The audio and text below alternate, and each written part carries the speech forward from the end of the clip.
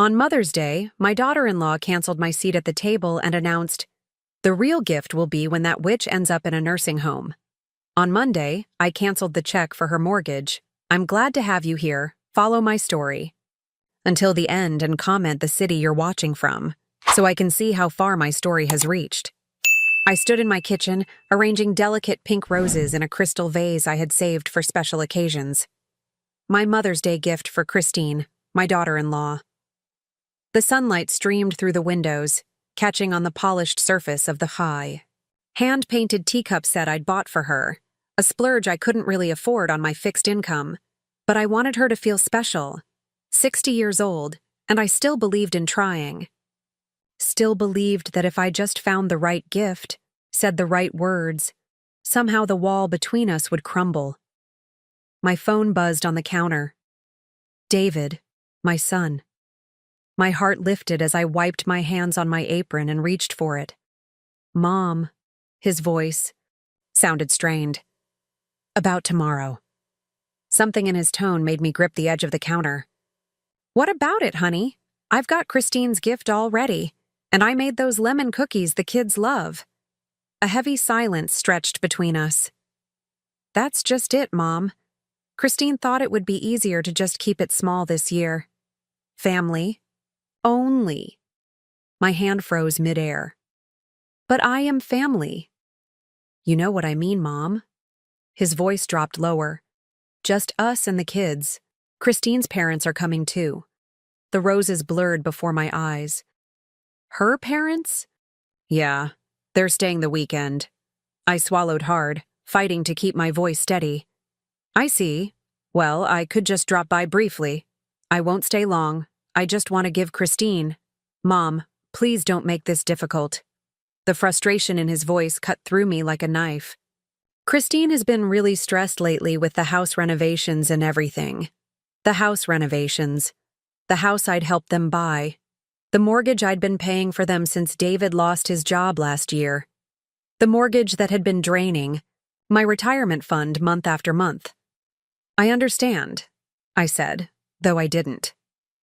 "Not really." After we hung up, I stood there, staring at the roses I'd so carefully arranged. I'd always believed that families stuck together no matter what.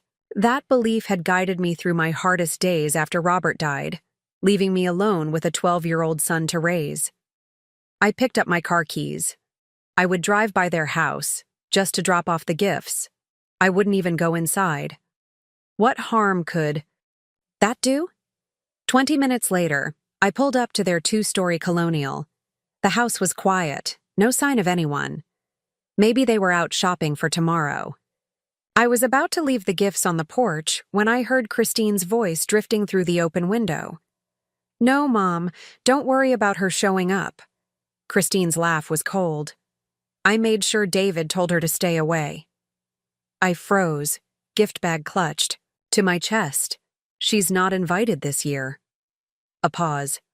"Or any year, if I have my way." I should have left, should have walked away. But my feet remained rooted to the spot. "You know what would be a real Mother's Day present?" Christine continued, her voice dripping with contempt. "When that old Megara finally goes into a nursing home. That would be cause for celebration." The gift bag slipped from my fingers, the teacup set shattering on the concrete. I barely noticed the sound, barely felt the pain as a shard cut my finger. When I bent to pick up the pieces, that old Megara. I drove home in a daze, tears blurring my vision. Once inside, I collapsed onto my sofa, the weight of Christine's words crushing my chest. For years, I'd been making excuses for her behavior. She was under stress. She came from a different generation. She just needed time to warm up to me. I'd swallowed her snide remarks at family gatherings, pretended not to notice when she forgot to include me in family photos. And all the while, I'd been helping them financially, paying their mortgage, contributing to my grandchildren's college, funds, going without so they could have more. My gaze fell on my checkbook, sitting on the coffee table. The mortgage payment for their house was due next week. I'd already written the check, waiting to mail it out on Monday. I picked it up, staring at the amount. $2,100, nearly half my monthly income. With trembling fingers, I tore it in half. Then I called the bank and put a stop payment order on all future checks to the mortgage company. "Are you sure, Mrs. Harrison?" the bank representative asked. "This is a recurring payment you've been making for over a year." "I'm sure," I said, my voice stronger than I'd felt in years. "That payment stops today." When I hung up, I noticed my hands had stopped shaking. For the first time in months, I could breathe freely. Tomorrow was Mother's Day, and I would spend it alone. But it would also be the first day of my new life. A life where I would no longer sacrifice my dignity for people who saw me as nothing, but a burden to be tolerated. I looked around my small living room, at the photos of David and the grandkids. What would happen now? Would Christine allow me to see my grandchildren again once she realized the money had stopped? The thought pierced my heart like a physical pain. But another voice, stronger and clearer, rose within me. What kind of example? Am I setting for my grandchildren if I allow myself to be treated this way? The phone rang. David's number flashed on the screen. Too soon for him to know about the check, but perhaps Christine had seen me outside their house. I let it ring. 3 days passed without a word from David or Christine. 3 days of jumping whenever my phone rang, of rehearsing what I would say when they finally called. 3 days of questioning whether I'd made the right decision. I sat at my kitchen table, sorting through old photo albums. There was David at 7, missing his front teeth, proudly holding up a fish he'd caught with his father. Robert's death from a sudden heart attack 3 years later had shattered our world, leaving me a 35-year-old widow with a grieving child and a mountain of debt. I traced Robert's face in the photograph. "I did everything I could," I whispered to him. "I kept our boy safe." And I had. I'd worked 2 jobs, administrative assistant by day, waitress by night, to keep a roof over our heads. I'd helped David with homework between shifts, attended every school event even when it meant going without sleep. I'd taken out a second mortgage on our house to pay for his college education. I never remarried, though there had been opportunities. My life revolved around David, around giving him the future Robert and I had dreamed of for him. When he met Christine in his senior year of college, I was thrilled. She was ambitious, confident, studying business. She had plans. What I didn't realize then was that her plans had always included my money, not me. The wedding was the first sign. Christine insisted on a lavish affair at an expensive venue. When I gently suggested something more modest, she'd looked at me with thinly veiled contempt.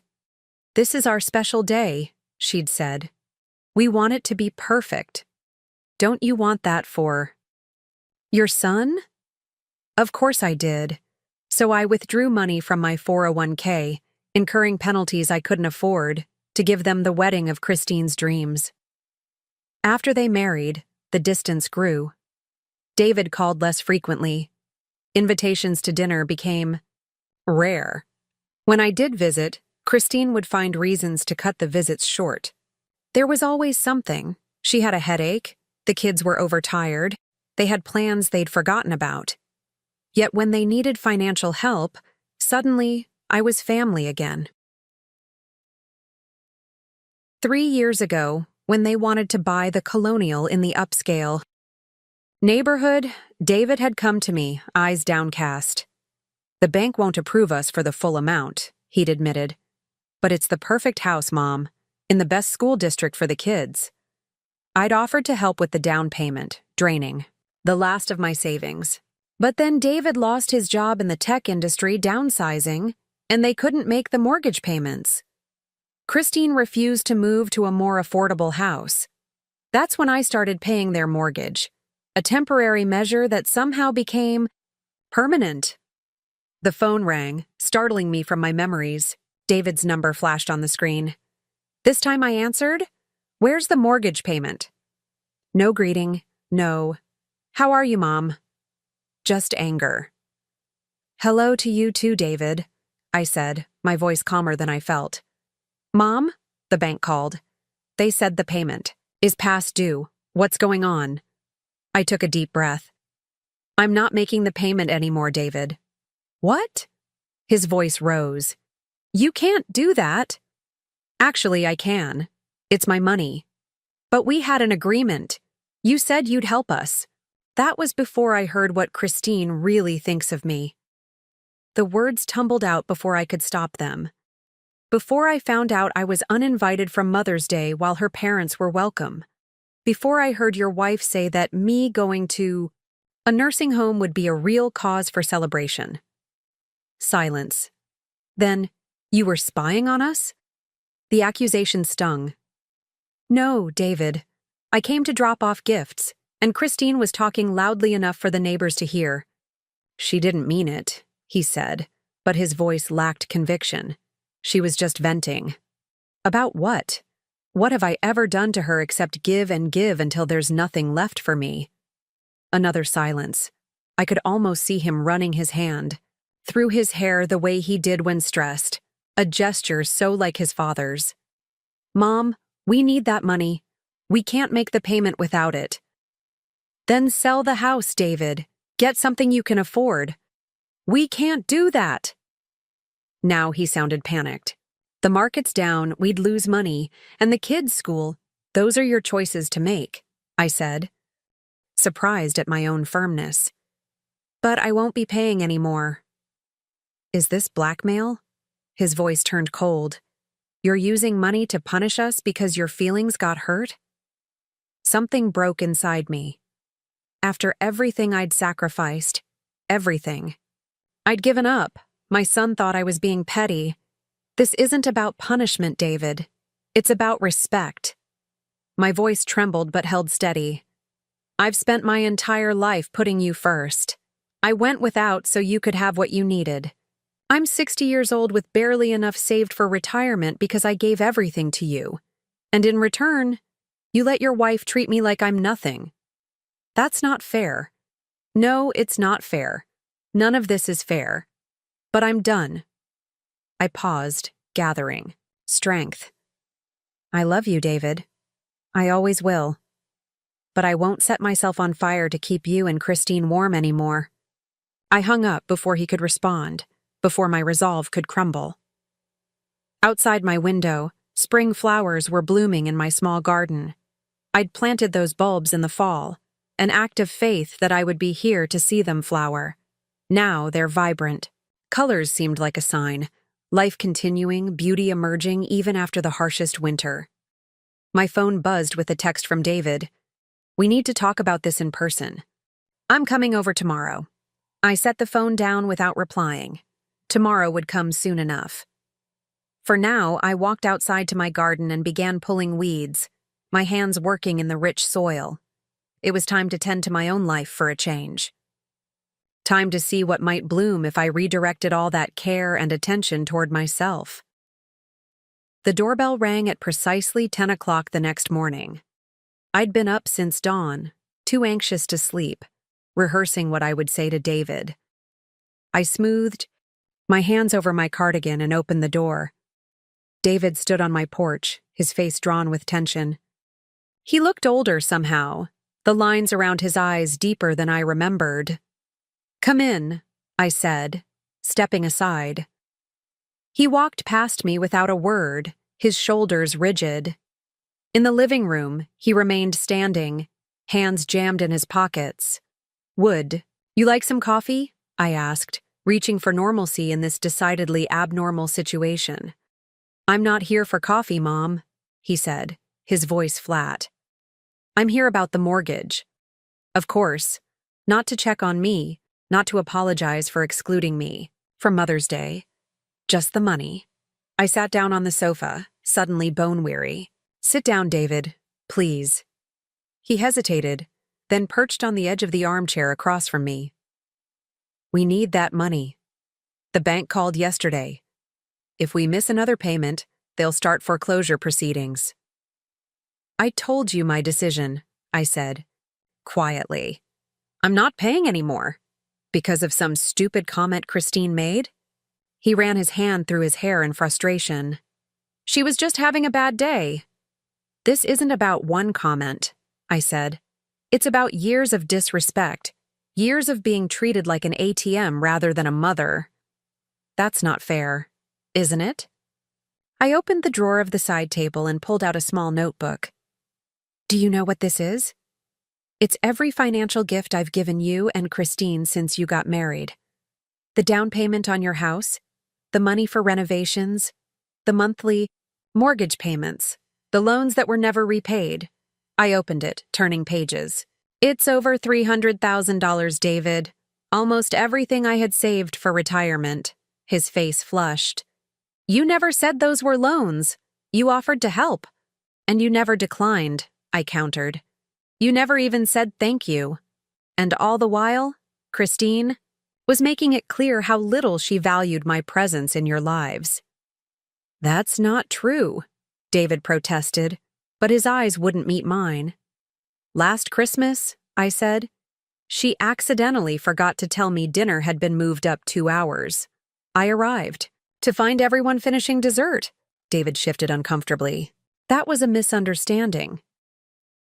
The family vacation to the beach last summer, I only found out about it from Facebook after you'd already gone. We thought you wouldn't want to. Your anniversary party? I was seated at a table with strangers, far from family. Mom, you're being dramatic. Am I? I walked to my desk and returned with a stack of cards. Birthday cards for the children, Christmas checks, all returned with wrong address written on them, even though my address hasn't changed in 20 years. David's face paled. I never saw those. Of course you didn't. I set them down between us. Christine made sure of that. Just like she makes sure I rarely see my grandchildren. Did you know Lucy asked me last time I saw her why I don't love her anymore? Because Christine told her that's why I never come around. David's shoulders slumped. She wouldn't do that, neighbor. Did. I leaned forward. David, I've tried for years to build a relationship with Christine. I've overlooked slights, swallowed insults, and continued to support you financially, but I can't do it anymore. I won't. The doorbell rang again, startling. Us both. Are you expecting someone? David asked. I wasn't, but I had a sinking feeling I knew who it was. I opened the door to find Christine standing there, her expression a mask of righteous indignation. I knew he wouldn't handle this right, she said, brushing past me into the house. Her eyes landed on David. What's taking so long? Just get her to sign the check and let's go. The chill in the room was palpable. David looked mortified. Christine, he began. That's not why. Oh, stop it. She turned to me, arms crossed. Look, I know you're upset about Mother's Day, but this is childish. We need that money. It's my money, I said quietly, and I've decided not to give it to you anymore. Christine's face darkened. After everything we've done for you? I couldn't help it. I laughed. It was so absurd, so completely backward. What exactly have you done for me, Christine? Besides take my money and keep me from my family? I've tolerated you, she snapped, her veneer cracking. Do you have any idea how tiresome it is, having you hover around, always wanting attention? David was fine until you started playing the poor lonely widow card. David stood up so abruptly the coffee table rattled. Christine, that's enough. No, it's not enough, she shot back. Your mother has been manipulating you for years with her guilt trips and her checkbook. Well, we don't need her. We kind of do need her checkbook right now, David said quietly, and something inside me broke, my own son, admitting that my value to them was purely financial. Christine turned back to me, her voice suddenly honey-sweet. Priscilla, we all say things we don't mean when we're upset. Let's put this behind us. The mortgage payment is no longer my responsibility, I finished for her. Neither are you. Christine's facade crumbled completely. You smug, self-righteous, old woman. Do you think David would even visit you if you weren't paying our bills? Do you think the kids would care about their grandmother if you weren't bringing them expensive gifts? David stared at his wife in horror. Christine, stop. No, let her continue, I said, a strange calm washing over me. Let her tell the truth, for once. Christine laughed bitterly. The truth? The truth is you've been buying your way into our lives because you have nothing else to offer. No one else to burden with your neediness. And now you're throwing a tantrum because you finally realized we've been using you. The silence that followed was absolute. David looked like he'd been struck. Christine's chest heaved with anger.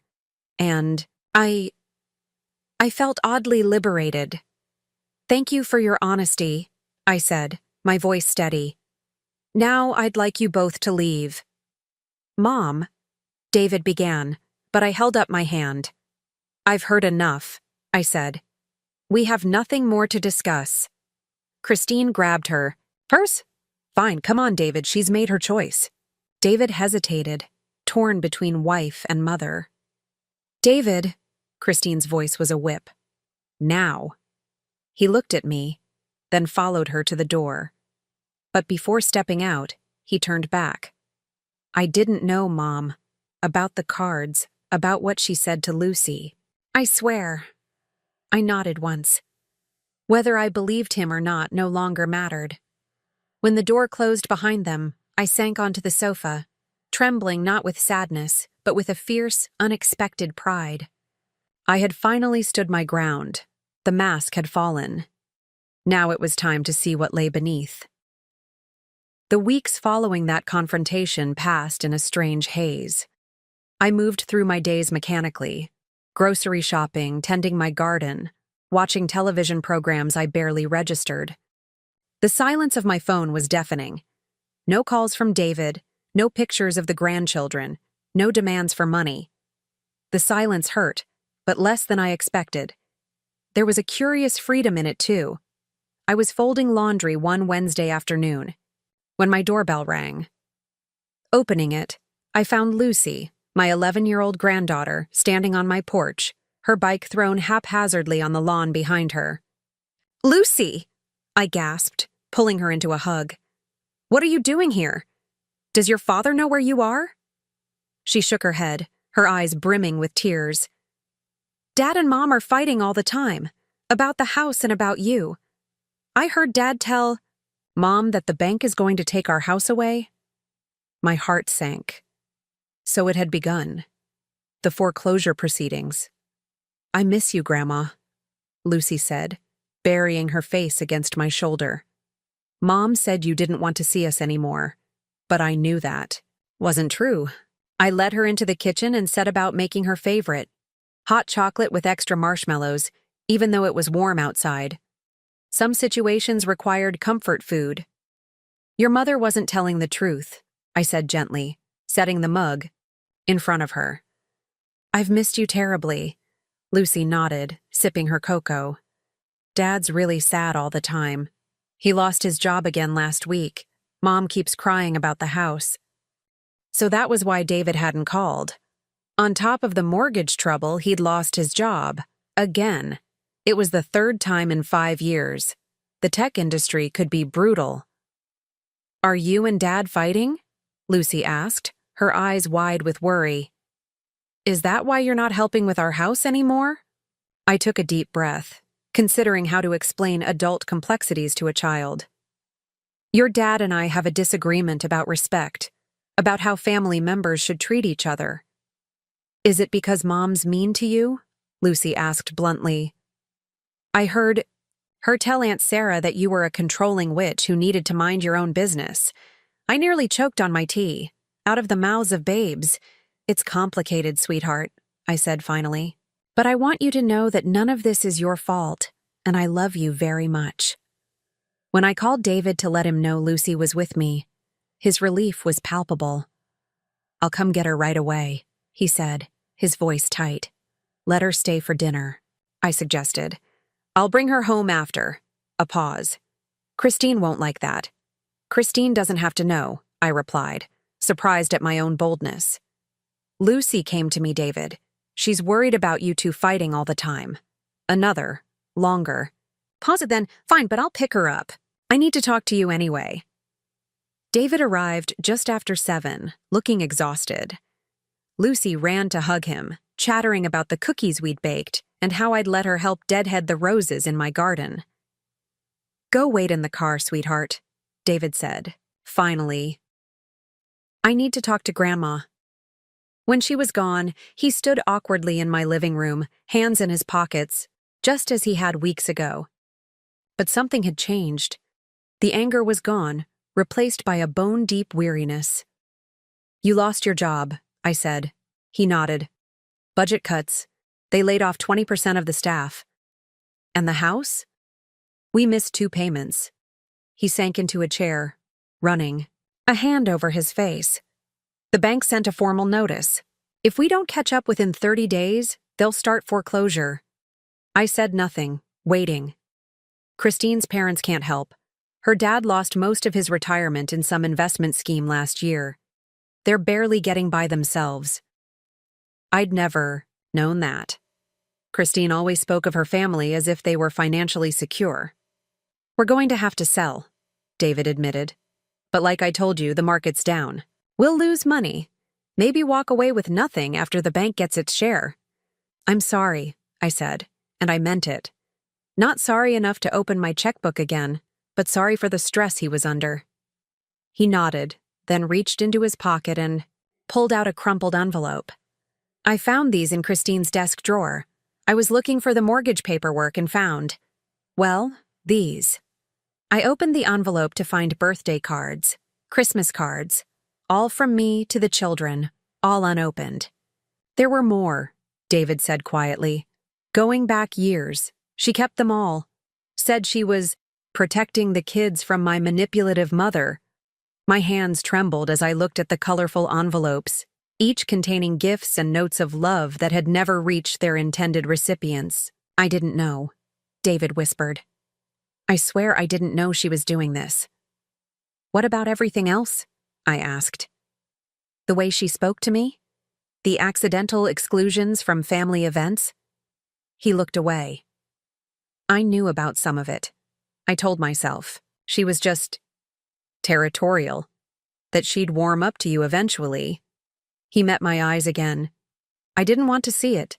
It was easier to believe everything was fine. And now? David sighed heavily. Now everything's falling apart. Christine blames me for not handling you better, for letting you cut us off financially. She says if I'd been a better son, none of this would have happened. The irony was almost painful. After all those years of sacrifice, of putting David, first I was being cast as the villain for finally saying, enough. What do you want from me, David? I asked directly. I don't know. He stood restless. I don't expect you to bail us out again. I don't have the right to ask that. No, I agreed. You don't. But I don't want to lose you, he said, his voice breaking. The kids need their grandmother. And I need my mom. Need. Not want. Need. The word struck me.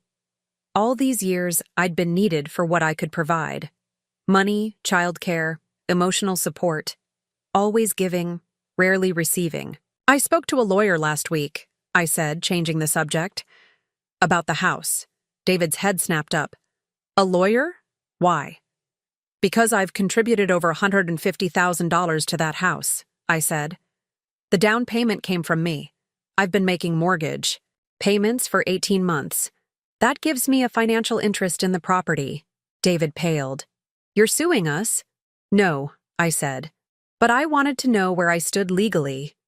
The lawyer said I could make a claim against any proceeds from the sale. Or I could take partial ownership. Partial ownership? David repeated, confused. I could put money in to stop the foreclosure in exchange for a legal stake in the house, I explained. Not a loan, actual co-ownership. Hope flickered across his face. You'd do that?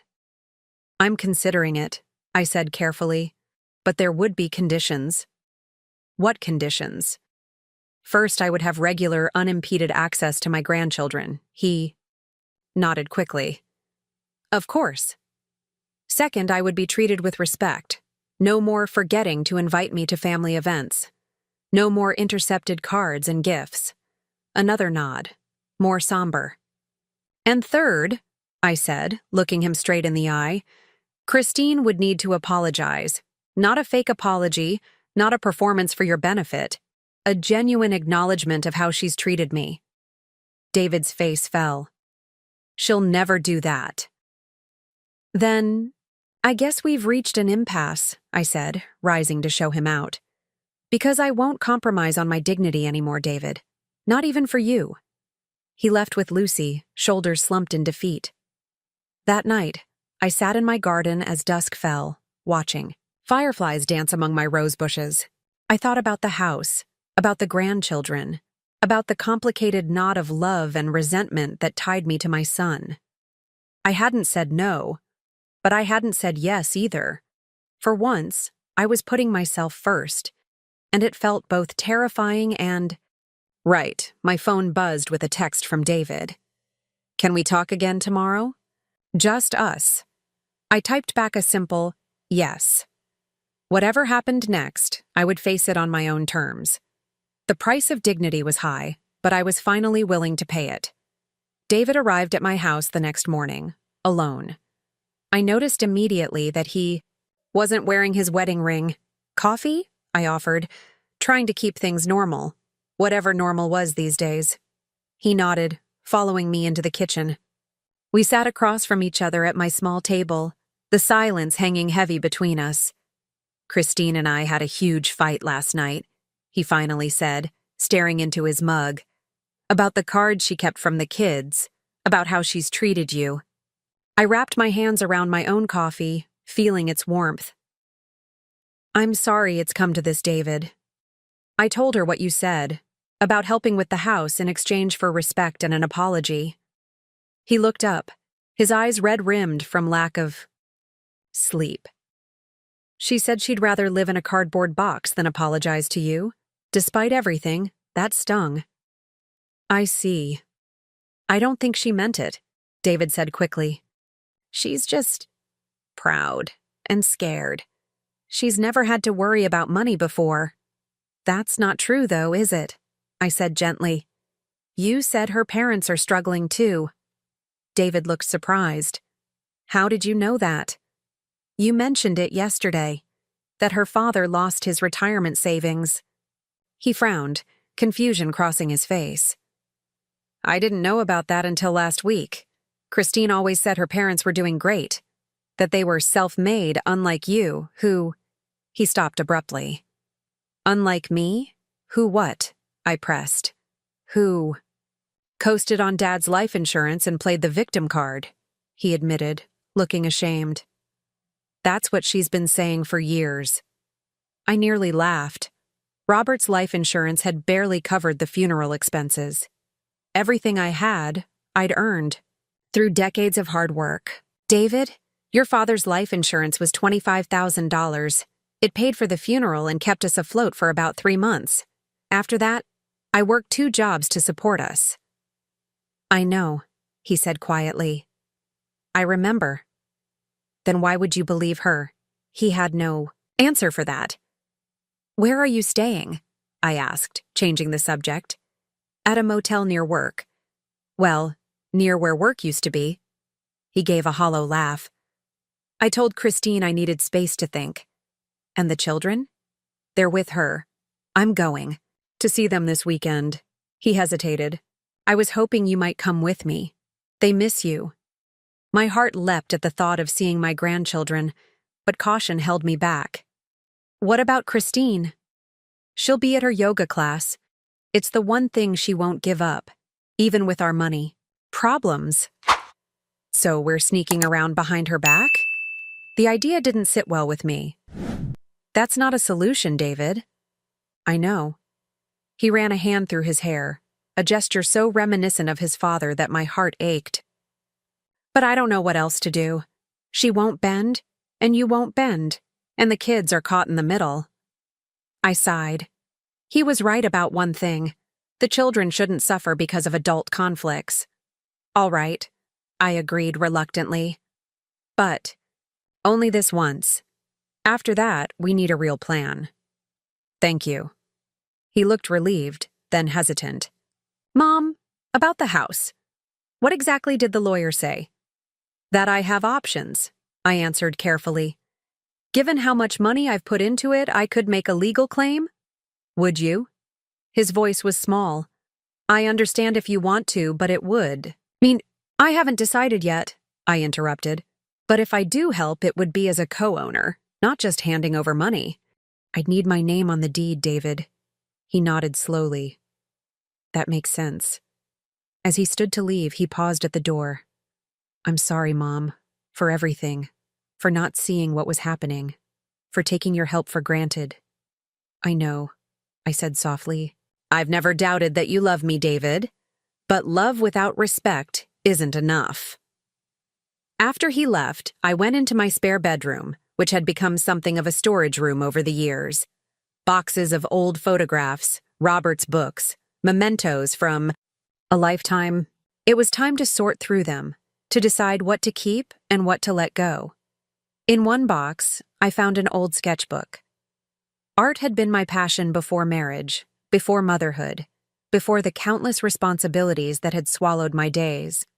I'd been good once, good enough that my high school art teacher had encouraged me to apply to art school.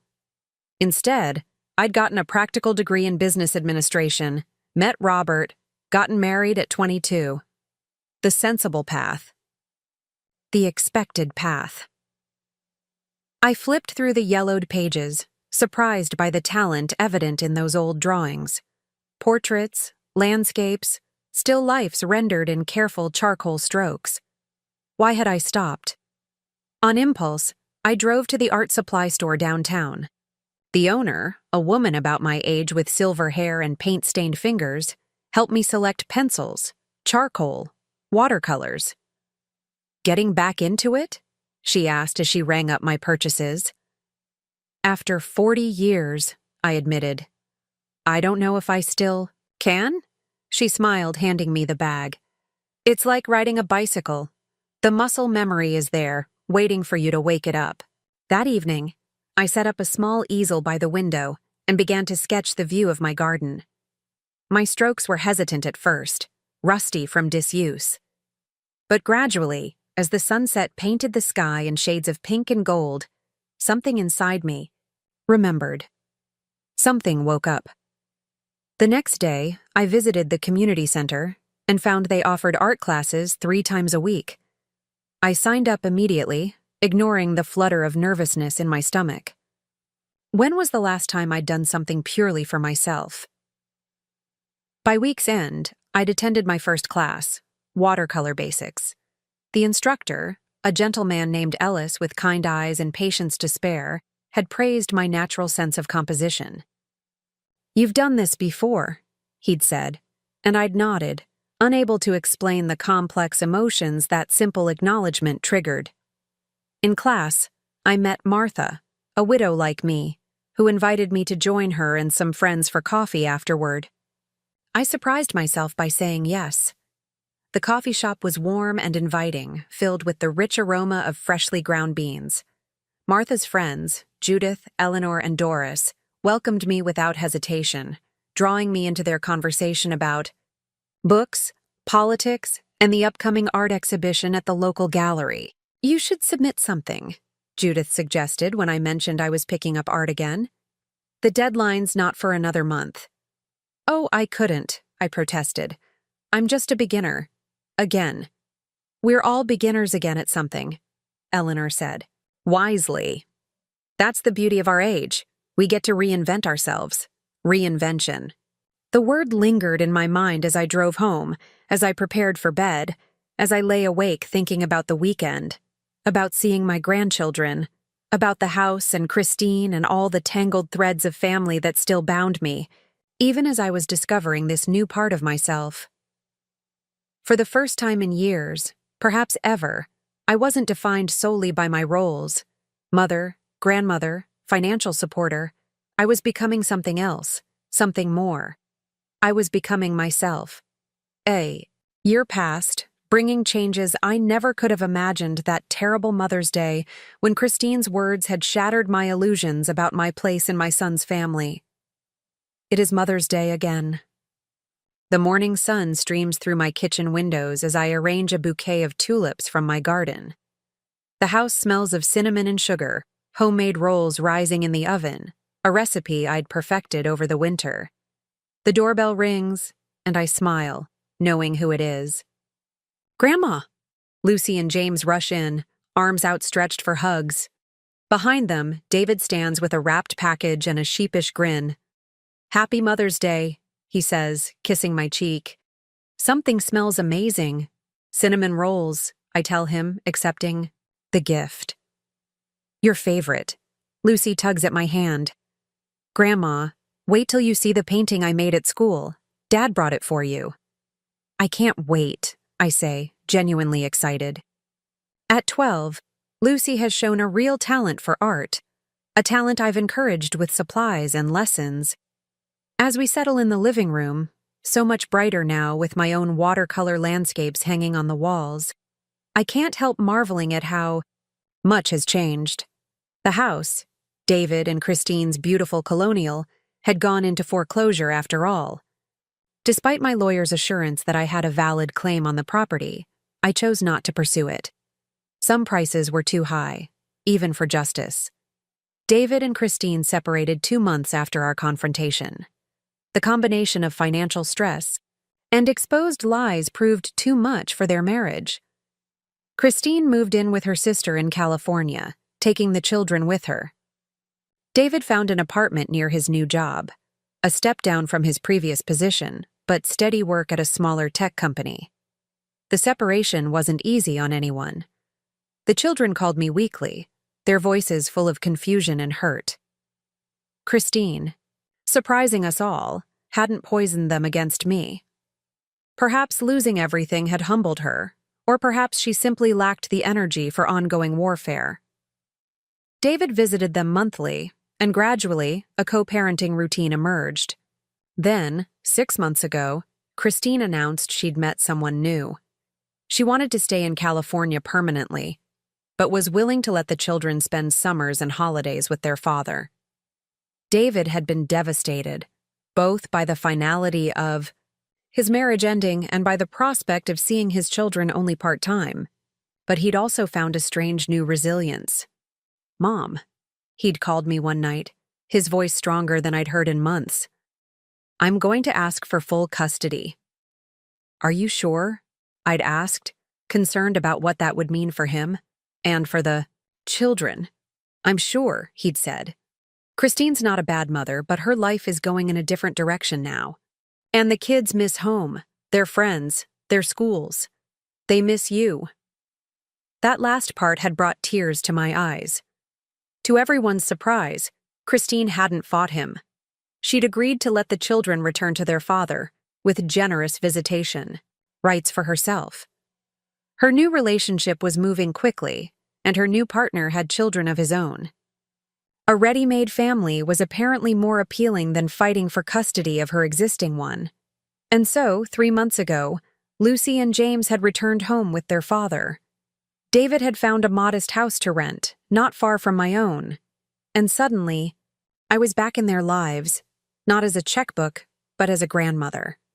A real one, who picked them up from school sometimes, who taught Lucy watercolors and helped James with his science projects. Open your gift, Mom, David urges now, pulling me from my reflections. I unwrap the package to find a beautifully framed photograph of me with the children, taken at the art show where one of my paintings had won an honorable mention. We're all, beaming at the camera, Lucy and James pressed against me, my arms around them, happiness captured in amber. It's perfect, I whisper, tears threatening. David helps me hang it in the place of honor above the fireplace. The children rush outside to play in the garden while we finish preparing lunch. I got the promotion, David says casually as he slices strawberries for the salad. David, that's wonderful, I exclaim. Why didn't you tell me right away? He shrugs. but I can see the pride in his stance. Wanted to save some good news for today. I'm so proud of you, I tell him, and mean it. I couldn't have done it without you, he says quietly. Not just the practical help, but you showed me what resilience looks like, what it means to respect yourself. I squeeze his arm, too moved to speak. I've been thinking, he continues, about the future, about buying a house again someday, when I've saved enough for a proper down payment. That's a good goal, I say cautiously. We've both learned to be wary about money conversations. This time, I'm doing it right, he assures me, reading my thoughts. No overreaching, no financial help from you. I never minded helping David, I remind him. I just minded being taken for granted. He nods, understanding. I know. But I need to do this on my own. For myself. And to show the kids that you don't need to live beyond your means to be happy. It's a lesson that took him 40 years to learn. But I'm grateful he finally has. The children burst back in, bearing dandelions they've picked from the lawn. For the table, Lucy announces, arranging them in a small vase with the seriousness of a professional florist. We sit down to lunch, a simple meal of quiche, salad, and my homemade rolls. Before we eat, David raises his glass of sparkling cider. To Mom, he says, his eyes meeting mine, for teaching us what truly matters. The children echo the toast enthusiastically, and I blink back tears as I raise my own glass. After lunch, while the children help David with the dishes, another positive change. He's teaching them responsibility now. I step out onto my porch. The spring air is soft with promise, my garden a riot of color. Martha will be picking me up at 3 for our weekly art group. We've been meeting regularly for months now, a circle of women supporting each other through life's transitions. Martha through her recent retirement, Judith through her husband's illness, me through the reshaping of my family. I've found friendship there, connection, purpose. My watercolors have improved to the point where a local gallery has agreed to display some in their summer exhibition. A small achievement, perhaps, but one that fills me with quiet pride. Inside, I hear the children laughing, David singing off-key to some pop song on the radio. The sounds of family, my family, rebuilt on a foundation of mutual respect rather than obligation. Last week, I'd received a card from Christine. A proper apology, years too late, acknowledging the hurt she'd caused. I appreciated the gesture more than I'd expected to, though I had no desire to resume any close relationship. Some bridges, once burned, are better left as ashes. The front door opens, and David joins me on the porch, handing me a fresh cup of tea. Happy? He asks simply. I look at him, my son, who nearly lost himself but found his way back. Who's learning, as we all are, that love without boundaries isn't really love at all. Yes, I answer truthfully. I'm happy. We sit in comfortable silence as the afternoon sun warms us. In the garden, the children are playing tag, their laughter carrying on the breeze. Inside, my new painting waits on the easel, half finished. Tomorrow, I'll add more color, more definition. Tomorrow, I'll continue creating the life I want. Today, it's enough to be here. Present, respected, loved not for what I give, but for who I am. The price of dignity was high. But oh, how worth it.